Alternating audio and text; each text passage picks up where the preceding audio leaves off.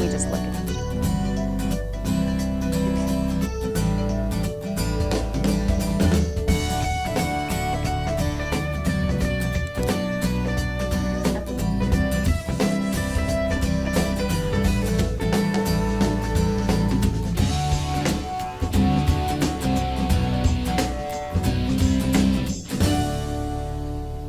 Hello and welcome to Senior Spot. I'm your host, Jenn Quinn, and I'm very pleased today to have as a guest here to share some knowledge with our senior community, the Director of Admissions at Life Care Center in Acton, and her name is Ann Rosas, and I'm so pleased to have you here today, Ann. Well, thank you so much for inviting me. It's really nice to be here, and I hope, look forward to our talk. Excellent. So you are part of a larger company called Life Care Center, and you are from the Acton location. Yes, I am. So could you tell us a little bit about just Life Care Center in general, and then we'll get into the specifics of Acton. Sure.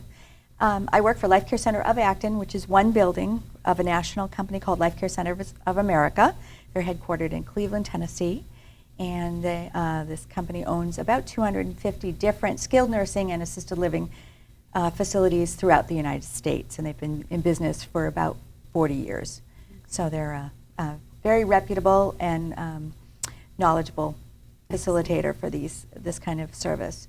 Life Care Center of Acton is located at One Great Road in Acton. We're on 2A. Right off of the Rotary. Right off the Rotary and right near McDonald's. So okay. Those are our two big landmarks. And we are a 146-bed skilled nursing facility.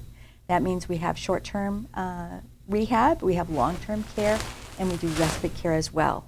Okay. And I just want to mention that when I say rehab, I'm not talking drug or alcohol rehab. I'm talking about skilled nursing and physical therapy rehab to get people stronger and healthier. Okay, that's good to make that distinction, because when people do hear the word rehab, they think of, especially in certain addictions, generations, they're thinking of a different type of help that someone needs. We're a different kind of facility than that. Yeah. And so you mentioned that Life Care Center is both, has different types of facilities, assisted living, but this is not assisted living. Right, my building is not assisted living. I have no assisted living capacity. I'm just short-term and long-term care. Okay. Yes. Short-term and long-term care. So can you define for us the difference between the two? Sure. So let's give you an example. I love examples. Let's say you have, most typically it might be a senior who's had some sort of medical difficulty. Maybe they've fallen and gotten an injury. Maybe they've had a medical event, a stroke, or a heart attack, or some other or a difficult disease process, and they're in the hospital. They've either gone to the emergency room or they've been admitted to the hospital. And it's really clear that they need some sort of help before they go back home. The hospital stays are very short these days. You're in the hospital for 2 to 3 days at most, for the most part. And hospitals are really designed to stabilize you and get you on the road to recovery, but you don't no longer stay for a long period in the hospital. So that's where my kind of facility comes in. We're a skilled nursing facility. Those letters are S and F, so people will refer to us as a SNF. I know, that's I think that's challenging for people to hear. It means skilled nursing facility. It doesn't mean you have a cold. And what we provide is 24-hour nursing care, as well as the physical therapy, the occupational therapy, and the speech therapy that people need to get stronger. So if you've had a stroke, it's very clear that part of your body is weaker than the other, depending on which side is affected, and you'll need to do physical therapy to get that stronger and regain some of your capacity back. And if you've been down with pneumonia for a while, you again might be deconditioned. Okay, so it's not just falls or breaks, or because when you think of PT and OT, you instantly jump to something like physical like that. Right. No, so it could be a lot of different things. It could be something like pneumonia that has weakened your system. Yes, exactly. And you need to kind of build up your strength. Right. Okay. Right. So that's definitely something that people probably wouldn't know. Exactly. Okay. And we're an inpatient facility, so you come and stay with us. Okay. And we take care of you round the clock with whatever you need. We monitor your medications. We give you the right kind of care depending on what your issues are, and we can change the care as you get better or stronger, or if problems arise. So it's very individualized. Yes. Okay. So, and you mentioned different things that people might need, different, I guess, not maybe diseases or different falls or different physical things that they need help with.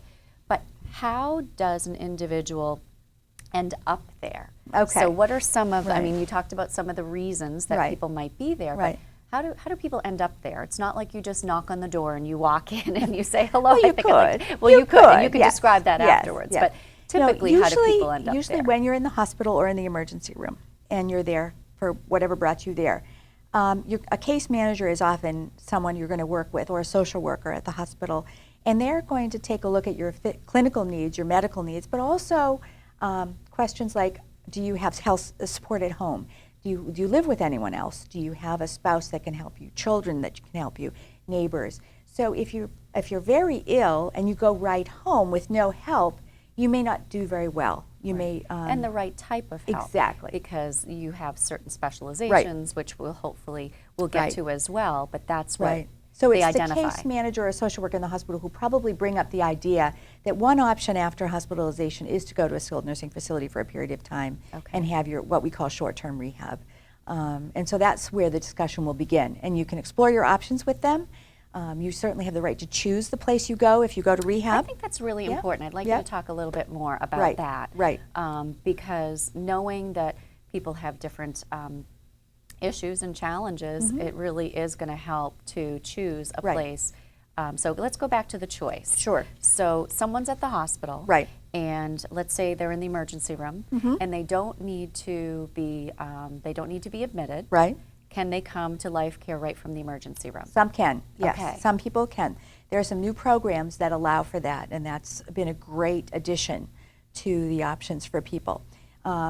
If you have some of your insurance plans will allow you to come directly to the skilled nursing facility without your 3-night hospital stay. Traditional Medicare requires a 3-night hospital stay, inpatient stay. Inpatient, which is different from stay being on observation. For you to be able to go to a skilled nursing facility and have Medicare pay the bill. So there are now new plans that are allowing for that transition. There's also something called a Medicare waiver program, which some doctors participate in, and that again, the waiver refers to waiving the 3-night requirement. So you could come from the emergency room to the SNF, or you could stay 1 night in the hospital and go to the SNF. You know, you don't have to have the 3 nights. Yes. So one of the things a person could do is find out if they're a Medicare patient, are they part of that waiver program, and or does their insurance cover the option of going directly to a SNF? So besides having a choice, asking those questions are really important for individuals or their family members to be able to ask or at least research so that you know what your you want to options feel are. comfortable. If you're going to go to an inpatient skilled nursing facility, you want to feel comfortable with your choice. You want to enjoy the place you're at because you're going to be spending some time there. And I would recommend that family members, since it's often the patient is not able to get out of the hospital and tour, the family members should go and visit. Drop in at any time, no appointment is required. Just ask to see the place, have a tour, get some information, meet some of the people, get a feel for the building and how people work. Does it feel warm and welcoming? Does it feel more like a hospital? It depends on what you want for your loved one too, because we're all a little different. So they would come in and they would be able to see you as Director of Admissions to give them the grand tour. And I would give them the grand tour. I would find out also more about their loved one. What is it that they're looking for? Who is the person that we would be caring for? Because that's really what matters. Who is that person? Not what I can offer, but who is that person and how would I care for that person while they're with us? So that leads me to another question about different things that you specialize in. So different rehabs certainly are known for certain types of therapies that might really be specific and that someone might need. So can you review some of the specializations that Acton location Well, one has? of the things that makes us very unique in the world of skilled nursing facilities is that we have 2 in-house physicians who only work for us. We have Dr. Gary Asher and Dr. Christine Beck, both of whom are geriatricians and internal medicine doctors. They're your general adult PCP. And they both have had private practices in the community, have stepped away from those, and are now working only in our building. So they are in our building every day, and they see their patients every day, actually at bedside. And then when they're not physically in the building, because they do have lives of their own, they have a cell phone, and we can contact them for any issues that arise, a medication change, a question about a treatment, whatever the need is, we can get a hold of them. Well, that's excellent. I mean, knowing who it is that you're going to be able to ask the questions, the consistency, and I know Dr. Asher has been there for quite some time. 3.5 years now, which is in this world, and the fact that it's a unique unique feature that you do have. That is a long time. And then Dr. Beck, I know of Dr. Beck simply through clients of ours that have had the most incredible, individualized care from her. So I can only imagine what she would deliver. She does the same thing for us. And she really gets to know her patients very, almost intimately, I would say, but their needs intimately. And because they have a smaller caseload, they really can take the time with a patient. Sure. So it's a wonderful way to have a doctor oversee your care. Okay, so you have two doctors that are on site. Okay. Two doctors. We also have a respiratory therapist. So we have... And what does that mean? I know what that means, but our viewers may not know what a respiratory therapist is. Not a doctor, but it's someone who's trained in respiratory care. So if you have some sort of breathing difficulty, you have a COPD, you're having trouble with your breathing, and your breathing is not as good as it should be, our respiratory therapist will meet with you and oversee your care as well. We have piped in oxygen in our building, so you can get a high level of oxygen flow if that's what you need to help you breathe better. We can do treatments with you to get your breathing improved to where a better place for your breathing and get you stronger. And then we can also do education. The respiratory therapist can educate you about your own illness and disease process. I know why that would be. Why would that be needed? Well, we all need to know about our own illnesses because we need to know what we're watching for when we go home. So if I have COPD and I'm experiencing certain symptoms, that may be a sign of a problem beginning, and I want to know what my problems could be so I know when I can get help. And it's a little bit of teach back maybe and how to continue to improve and progress. Because we want to keep our patients healthy after they leave us. As long as possible. Well, that's a really important feature to be able to have people understand how they're going to manage things once they leave, because you become pretty dependent on others in trying to... We want to empower the patient themselves to care for themselves as much and as long as possible in the best way they can. And we teach family members too. So if someone is going to be a caregiver, caretaker, or just a support person, we can teach them what they need to be watching for as well. Great. All right, so doctors, respiratory therapists. We also have a chaplain, which is pretty unusual. Jane Brigham is our chaplain, and she's sort of what I call a non-denominational church lady. She is just a wonderful spiritual person who, when you're very ill, sometimes there are a lot of issues you're grappling with, very intangible but very important. And she's a wonderful addition to our staff. And she can sit with people and have those sort of deep talks. And she's also a lot of fun. I've met her in the past briefly, and she has a really wonderful way about her. She's very warm. Kind of like this aura of just, helping to keep things tranquil. In what could be a really chaotic time. And it often is a very chaotic time. When someone has had, say, an emergency illness, gone to the hospital and is now with us, the family's gone through a lot of transitions, and Jane's a wonderful addition to the team to help them sort of process all that and think about the future, too, for their loved one and themselves. Through Jane, we have sort of some non-traditional medical services in our building as well. We have acupuncture every other week for both our staff and our long-term residents. And we have massage, which is a very healing way of touch, and we have that come in. So we try to really look at all modalities of care. Holistic, absolutely. Of care for people. It's holistic, and it's also, it's beneficial to have people see other ways of feeling better. And so those are some of the special programs that you bring in. Okay. And we have activities that go on. A lot of people in our building do live with us on a more permanent basis. So that would be the distinction between short-term and long-term. So very good. A lot of these cases that might come out of the hospital that someone needs to stay for a brief period of time to get stronger. They just need some help to get them stronger. And the goal is go home, wherever they were living before, or another living situation, but not be living with us. So we work with the families, the patients, and get them home safely and in a way that they can sustain themselves. So long-term is different in that they're going to be, that is their home. We become their home. Their address becomes One Great Road, Acton, and we become their home. So in that case, we are a residence as well as a medical facility, and we provide the same skilled nursing care to our long-term residents as we do our short-term residents. Because that's what they need. Because that's what they need. There comes a point in many people's lives where they do really need that round-the-clock medical supervision.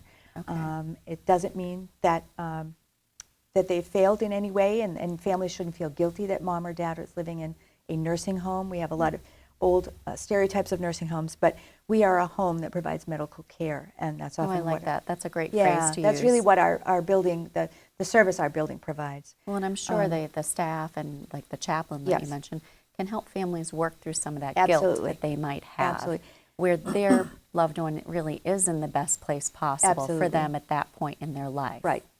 Right. It can be a very great relief for both the loved one and the family, too, that mom or dad is finally in the place where they need to be. And the family can sort of step back and just be family again instead of the round-the-clock caregiver and the worrier about, is mom going to be okay? Well, I'm glad that you brought up the term nursing home, because I think that's something that we Yeah. really need to get away from. Yeah. And just with all the different choices that people have and how they want to live their best life possible. Exactly.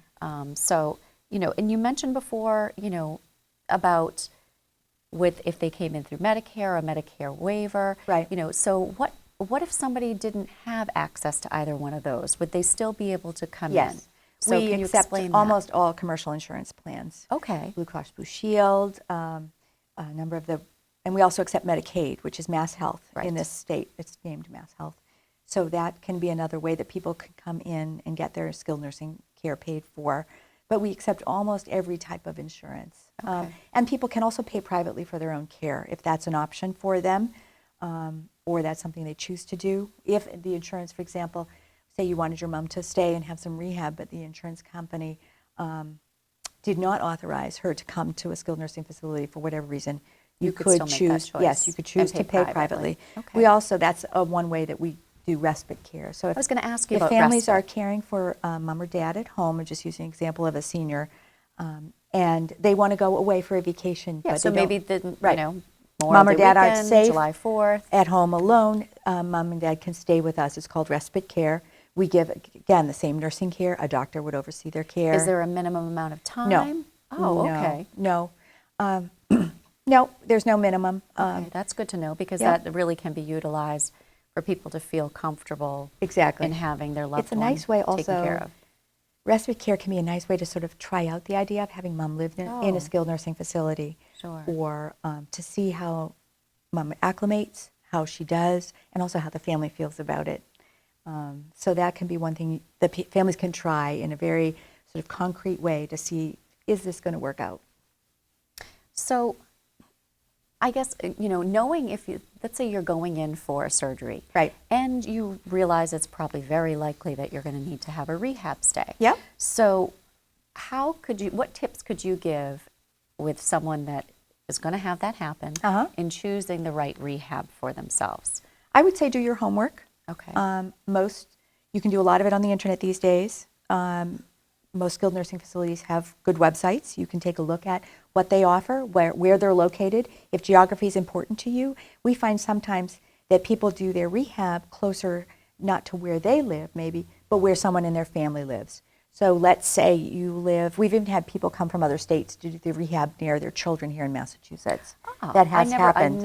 I wouldn't have thought of that being an out-of-state option. I've certainly seen and heard it where they're being closer to where their child lives, but I've never heard of someone actually coming from another state. But let's say you live in Western Massachusetts, but the daughter who wants to help care for you is here in this area. You might want to come and rehab close to her. So it's very convenient for her and her family to visit you and be part of your care. I don't think a lot of people would understand that. So do your homework. Do your homework. Figure out the location. Call, ask questions. If you can visit. But if you can't, call and ask questions. Get recommendations from people who may have stayed there if you know anyone who's done that. Ask your doctor if they have any opinions on it, and just see what falls through with that. So it seems like there are, you just mentioned 4 different resources, 4 different types of opinions that could really help to shape your decision. Exactly. Excellent. And I think you'd be smart if you're going into the hospital for any reason to have rehab as a possibility in the back of your mind. Don't be surprised if it comes up. Most people do want to go directly home. It's perfectly understandable. But sometimes the best thing is to spend at least a short period of time getting stronger before you go home to be more successful at home. Sure. I just had this conversation with someone the other day who reached out to me and was just explaining something that it was going to be scheduled. It wasn't an emergency. And they said I was going to come right home. And I said, you might want to put this in your head that there's a good chance that you're going to spend a few days at a rehab. Right. And there's nothing wrong with No, that. not at Whether all. you're It's not a punishment. 45 years old recovering from a hip knee. replacement Right. or knee, Yeah. or you're 85 years old. It says nothing about you. Keep it as a possibility, Yes. and don't be surprised if it gets mentioned. Give it serious consideration as something that might help you in the long run, because the last thing we want for most people is to be in the hospital situation, to go home and then have to go right back to the hospital. Exactly. That's what everybody wants to It's very jarring avoid. to do that, and it's not Absolutely. good in the long run. So keep your options open, I would say, and be at least open to the concept of it. Yeah, I think that's really Yeah. good advice. I've given that out more Yeah. often lately Yeah. than I Yeah. thought I would. Yeah. So, what does what does a typical day in the life of someone at a rehab? What does Okay. that look like? To just kind of paint what the day is, because I think people envision someone just sitting there all day long, No. and eventually having someone come in to do some therapy. Right. So, give us a day in the life of someone at. Well, we start our Life day Care generally Acton. with breakfast, like everybody else does. Okay. You know, we serve 3 meals a day, so breakfast will be given to you, and you get to choose what you eat from our menu of options, and you can ask for extra eggs if that's what you want. Extras are good. If that's what you're Absolutely. feeling that That's gonna day, you can fuel go with the you up. extra eggs. I will say we do tailor people's food to their clinical needs as well. So if you're on a low salt diet, we're going to give you low salt foods, things like that. Allergies, all of those Allergies, things. diabetes, we take all that into consideration. Also your likes and dislikes. We're not, try not to put broccoli on your plate if it makes you kind of gag. So, and we have a nutritionist on site who will monitor people's eating and how they're doing nutritionally as well. So we start the day with breakfast.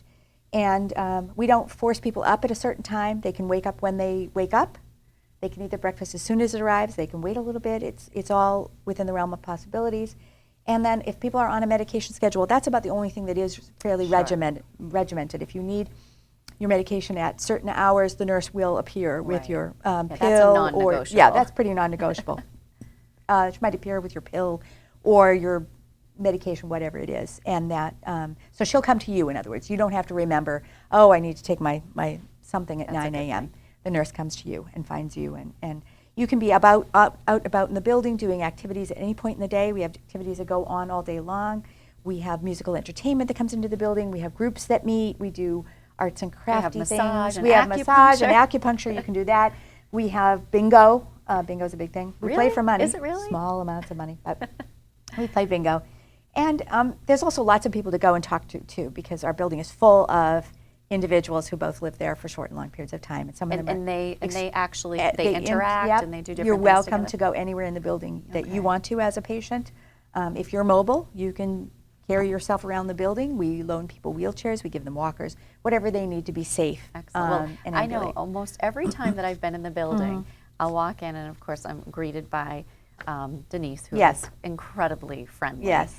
But there are at a minimum 2 people usually in that area. Yes, in our lobby just area. Chatting with other people, and it's very we nice have some to see that. very important elements in our lobby, I will say. We have, first of all, comfortable chair and couch. Yes, this is and we true. have the coffee machine. Oh, and it's that's free for coffee anybody. all day long. So it's a natural gathering Now I spot. understand the draw. Yes. But it's also nice that people come down and they'll just sit and talk, and they get to know each other and can share the local news, read the paper. Did you see about this? You don't have to be just sitting in your little bed in your little room. That's great, because I do think that's, and that's therapy happens, the physical therapy and the OT happens anywhere in the building it needs to happen. Now that it's nice weather, we're in June now, we have a courtyard, and sometimes folks go out there and do their activities. Well, that's actually, that's very we get positive, sunshine because on people. You have a very different terrain when you go home to your own house and you want to go outside and you have, a brick walkway. It's nice to actually practice going in and out.